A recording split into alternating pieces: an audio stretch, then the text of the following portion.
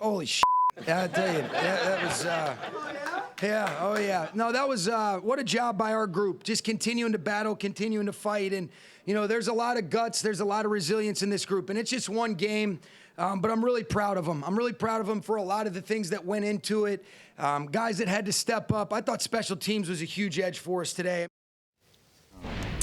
Weirdly, that's exactly how Kyle Shanahan started his press conference, but when the tone changes, it means a little differently. You know, like there was thrill for McVay in the way that his team handled business down the stretch. So go ahead and start your press conference off with a bleep moment. It's a massive comeback for NFC West rivals between the Rams and the 49ers. Peter, do you take us with the rookie kicker right away, or where do you go? I could take you to Josh Carty, who's a fifth-round pick out of Stanford, who makes the big kick, and I think it kind of is a good microcosm for the performance as a whole. You know, when you lose Kupp and you lose Nakua and you lose Noteboom and you lose Avila and everyone says you're 0-2, you're done, like, that's where McVay thrives, and it's a way that he pours into the young players. This game was not about just Kyren Williams and Stafford and McVay, which are going to get the headlines, but we're talking about a fifth-round pick making a clutch kick in Carty, but also Jordan Whittington stepping up as a late-round pick out of Texas. Xavier Smith, undrafted, the big punt return. And then you got the two rookies that were playing great on defense all day in Fisk and Verse. They were down 21-7 with 6 minutes left in this game, and they didn't give up. They didn't quit. And I'll tell you, just talking to McVay during the week, like, they looked at this as this could be the season, guys, and they poured it into the younger players. Like, there is no tainted version or tainted vision of the NFL for those guys. They're all rookies, undrafted, some of them drafted in the first, second, fifth round, whatever. But this is your team. This isn't the Rams of old. Go and make the most of the opportunity. And when it mattered most, they did. We always talk about quarterbacks and coaches, and Kyle, we've been big on this. You don't want to bet against McVay and Stafford when their backs are against the wall. I can't express to you the difference between 0-3 and 1-2. It is a chasm of difference. 0-3, goodbye. It's just the stats bear it out, the optics, and editorially, you're just not talked about anymore, and you know that you're done when at 0-3. You can go back in at 1-2, and the fact that the team is so young and has so many experienced guys maybe even helps when you get down in this because you're like, I'll just keep playing. I'm trying to make this team. I'm a punt returner who's never touched the ball before. I'm not going to give up. You know, you saw the Raiders and their head coach accusing him of making business decisions and wanting to get the hell off the field. We had none of that with the Rams. And I will just say it again. I think Sean McVay is the best coach in the NFL. I think he is the best football coach in the world. And I thought this was proof of that. He doesn't have the team right now. He doesn't have the horses. Neither did Kyle, who won.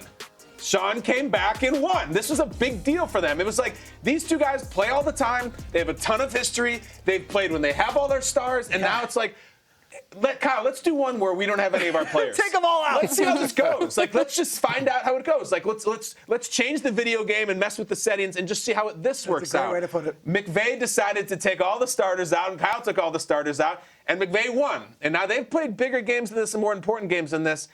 But really, have they right now? Like, if the Rams get in, and I still think the Rams will be a wild card, if not a division win, I think the Rams will be in the playoffs.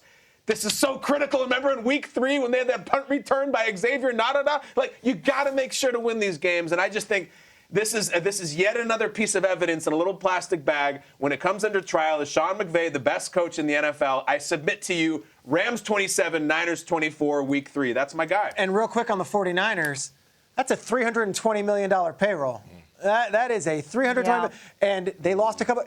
Ayuk, big drops. Purdy played well. But, like, where were the guys to step up when they needed it most in the clutch there? That's a terrible loss for the 49ers, who are up 14 on the road against a banged-up Rams team. Yeah, and KB, I know you like T-shirts, and I know you like McVay. We got to create a new T-shirt that says McVay today, any day, all day. Okay. Because he is the man. And to your point, some guys just thrive under adversity. And when you have a Sean McVay who just seemingly looks forward to adversity, he looks forward to the opportunity that adversity provides, then you can't help but to go out there and lay it all on the line for that type of coach. These players are going out there balling. You already alluded to it, Peter, when you talk about the guys that they've lost. Okay, they lost their center, they lost their tackle, they lost Cooper Kupp, they lost Puka Nacua, all right, they lost Higbee, they lost their starting running back. So you lost pretty much all the starters at all your primary positions on your offensive line and all your skill positions, and you still find a way to go out there and get the most out of your guys. You talked about some of their defensive guys going out there and taking care of business. This is a San Francisco unit that has dogs all over the place. Now, whether their dogs are out the cages this year or not, I'm not sure. But they have dogs on their team, and they continue to go out there and put pressure on guys. You see they gave up a little bit of points in terms of 24, but I'm more impressed about this offense. I'm more impressed about Kyron Williams showing up, having 89 yards on the ground, 2 touchdowns, and them just finding a way, Matthew Stafford and McVay, to get W's against the conference, a divisional woe in the San Francisco 49ers. Kyron Williams was your rewind that he front flipped into the end zone. Yep. You said it was a la Simone Biles. Simone Biles enlightening us this summer when she said the Olympic team, the gymnastics team, they give themselves a name every summer. The unofficial one apparently was mess around and find out, mess around and find out with Sean McVay and Stafford. Beat them, get up by 10 points, it doesn't matter. After the game, the Rams tweeted out this video, and all they wrote was, "This is cinema." Take a look.